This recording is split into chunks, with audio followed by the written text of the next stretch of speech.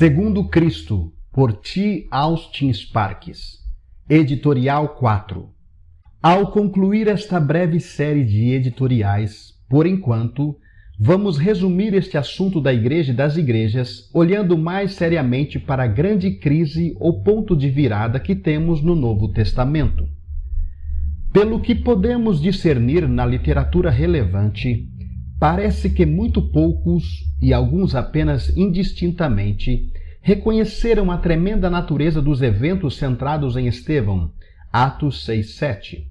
Uma consideração mais cuidadosa de Atos 7, à luz de todo o contexto do Novo Testamento, levará a algumas conclusões muito profundas e de longo alcance. Em primeiro lugar, através de Estevão, é dada a confirmação retrospectiva e explicação de algumas das coisas mais importantes e críticas ditas pelo próprio Senhor nos dias de sua carne. Muito pouca consideração tem sido dada a essas insinuações ou declarações de que, com ele e resultante dele, uma economia inteiramente nova e uma ordem diferente era iminente. Em segundo lugar, com Estevão havia a força do céu rompendo com dois significados poderosos. 1.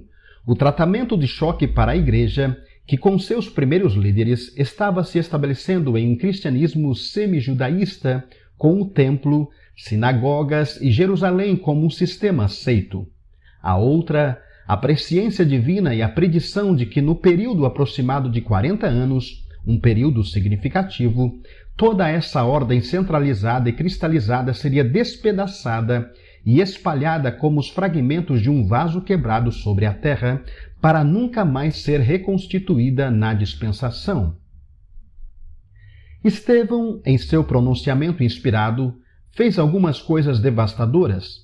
Ele primeiro traçou o movimento divino de Abraão, ao longo de uma linha espiritual, atrás de todas as instrumentalidades temporais e materiais, para Cristo, mostrando que o que estava na mente divina o tempo todo era um sistema e ordem espiritual e celestial, culminando em Jesus, o Cristo. Em seguida, ele mostrou que historicamente as pessoas envolvidas falharam em reconhecer esse significado espiritual, esse conceito celestial, e fizeram duas coisas. Eles fizeram do terreno e do temporal um fim em si mesmo e deram plenitude e finalidade a ele. Então, eles perseguiram, expulsaram ou mataram aqueles que, procurando dar primazia ao espiritual e ao celestial, havia repreendido sua miopia e condenado sua falta de espiritualidade. De acordo com Estevão, esta era uma força perversa e maligna que estava em ação mesmo quando os símbolos e tipos do celestial estavam sendo formal e ritualisticamente praticados. O efeito do pronunciamento de Estevão e o significado de sua unção com o Espírito Santo, como será visto em algumas de suas cláusulas, foi eliminar e anular toda a ordem do Antigo Testamento, conforme representada e centrada no Templo de Jerusalém. O significado do evento de Cristo foi o deslocamento do que era e é do tempo por aquilo que é eterno, o deslocamento do que é da terra pelo que é do céu, o deslocamento do temporal pelo espiritual e o deslocamento do meramente local pelo universal.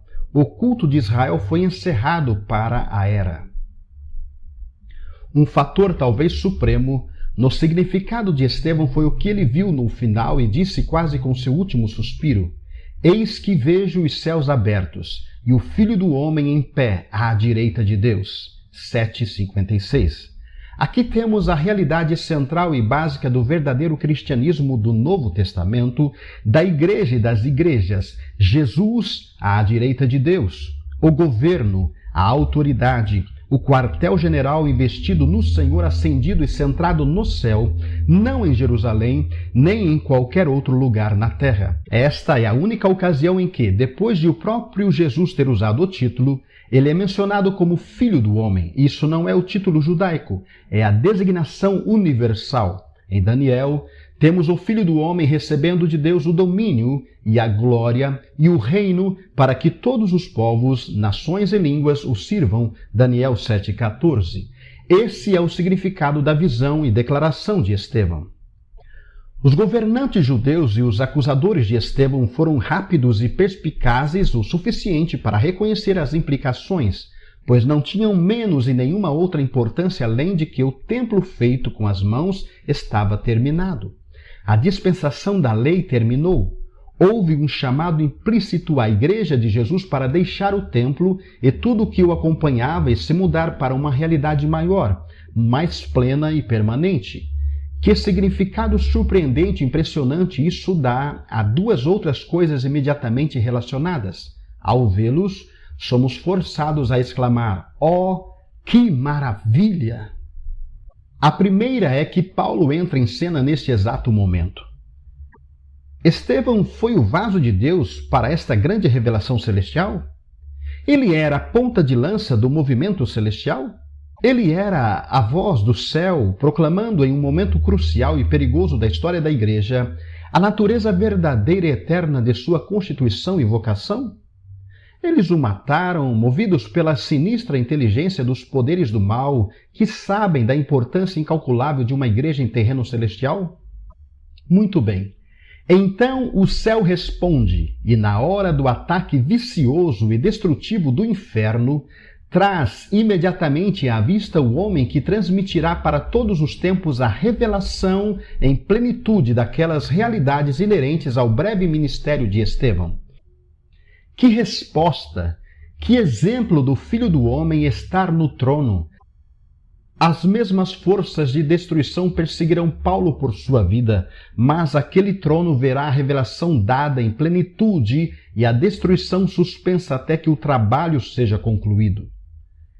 A segunda coisa impressionante é que a própria obra do mal, destinada a reduzir e acabar com esse desenvolvimento essencial, tornou-se o próprio meio de efetuá-lo.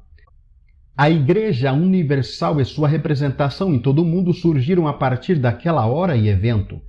Pedro e Tiago podem permanecer em Jerusalém, e alguns legalistas obstinados podem circular pelo menos em torno do último serviço, mas Deus está se movendo, e eles terão que cair ou ser deixados na limitação. Agora, tudo isso, com suas implicações tremendamente investigativas, tem muito a dizer ao cristianismo hoje. Por causa da estreita semelhança, tanto da posição de Estevão quanto de sua interpretação dos tempos, com a carta aos Hebreus, alguns atribuíram essa carta a ele. Não há valor aqui em aprofundar o assunto no domínio da autoria ou crítica textual, mas a identidade de posição em ambos é impossível de confundir. De fato, Hebreus poderia muito bem ser considerado como a apresentação completa de Estevão, ou, nesse caso, de Paulo, da crise e mudança de dispensações.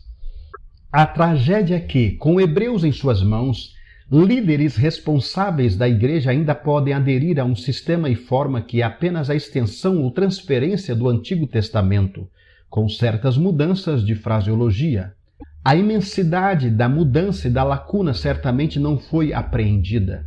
Algumas das coisas mais terríveis de toda a Bíblia estão contidas nessa carta em relação à crise e aos dois caminhos e reinos. A questão não é menor do que a da vida e da morte. Tudo isso tem muito a dizer sobre a verdadeira natureza da Igreja e das igrejas. Quem tem olhos para ver, veja.